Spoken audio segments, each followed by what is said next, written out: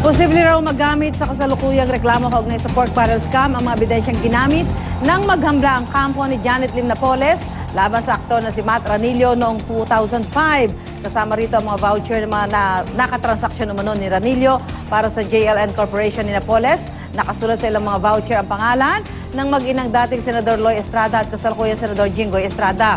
Hindi malinaw sa voucher kung tungkol saan ang transaksyon pero nakasaad sa rito ang salitang PDAF. Iginigit naman ni Senador Jinggoy na hindi siya kailanman nagkaroon ng transaksyon kay Ranillo at sa JLN Corporation. Sinisikap ng GMA News na makuha ang panig ni Ranillo at dating Senador Loy. Narito po ang exclusive report ni Sandra Aguinaldo. Sa mga voucher na ito na may tatak na JLN Corporation, makikita ang mga pangalang Senator Jinggoy at Senator Loy Estrada. Ang JLN Corporation ay ang kumpanya ni Janet Lim Napoles, ang sinasabing mastermind sa bilyong-bilyong pork barrel fund scam.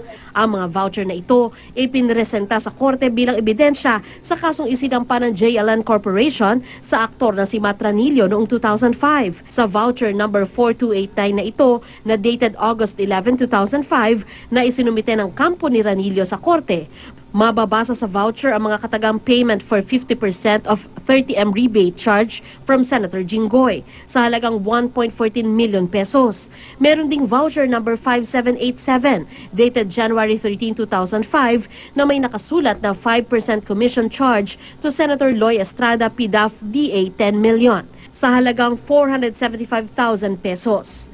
At voucher number 5472 dated December 12, 2005 na may nakasulat na payment for 50% rebate commission, full payment of the commission charge to Senator Loy Project na 1.2 million pesos. Ang mga voucher ay pirmado ni Ben Herluy o kaya ay may initials na BKL. Si Ben Herluy ay pangunahing whistleblower laban kay Napoles at dating empleyado ng JLN Corporation.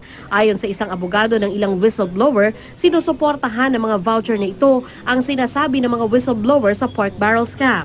Pamilyar po tayo sa bintang, sa allegation ng ating mga witnesses na may mga shinread silang mga documents, may mga vouchers, may mga pirma tong mga vouchers. So dati, sabi nila lahat to na shred. So, positive development for the case kasi some of these documents ay na-preserve po ng isang korte. Sinumite ang mga voucher sa korte bilang ebidensya ng kampo ni Ranillo. Kinasuhan kasi siya ng JLN Corporation noon dahil sa hindi umano pagbabayad ng sasakyang nagkakahalaga ng mahigit 1 milyong piso. Ayon sa kampo ni Napoles, nangako si Ranillo na babayaran niya ang mga sasakyan gamit ang mga komisyon at incentives na ibibigay ng JLN kapalit naman ng business opportunities na maipapasok ni Ranillo. Makalipas umano ang ilang buwan, walang naipasok na transaksyon si Ranillo. Pinabulaanan naman ito ni Ranillo at sinabing nakapagpasok siya ng transaksyon at doon na nga inilabas ang mga voucher na ito bilang katibayan. Mukha pong may kinalaman sa PDAF kasi tungkol po sa operations ng JLN Corporation. Na-dismiss ang kaso laban kay Ranillo matapos magkasundo ang dalawang panig. Pero naniniwala si Attorney Cascular na magagamit pang ebidensya ang mga voucher sa kasalukuyang kaso kaugnay sa pork barrel scam. Makakatulong po talaga dahil ito po ay actual documents na dati dinidescribe lang. Ngayon po ay nahawakan na natin. Nagkaroon po ng kasunduan ng mga parties.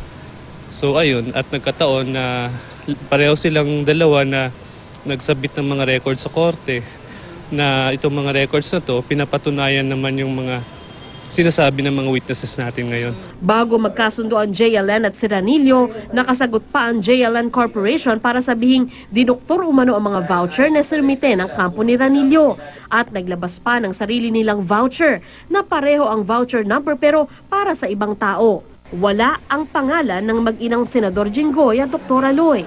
Sabi naman ni Senador Jinggoy Estrada, kahit kailan ay hindi niya nakatransaksyon si Ranillo. Ayaw na raw niyang magbigay ng karagdagang komento dahil na-dismiss na ang kaso. Kilala lang daw niya si Ranillo bilang isang aktor. Tinawagan namin sa bahay at sinulatan si Dr. Loy pero wala pa siyang tugon sa amin hanggang ngayon. Sinubukan din namin kunan ng pahayag si Ranillo pero walang tao sa kanyang address na nakuha naman namin sa mga court document. Tinawagan din namin ang kanyang kapatid na si Suzette Ranillo pero hindi ito makontak. Tumanggi ring magbigay ng pahayag ang abogado ni Ranillo sa kasong ito. Para sa unang balita, Sandra Aguinaldo reporting.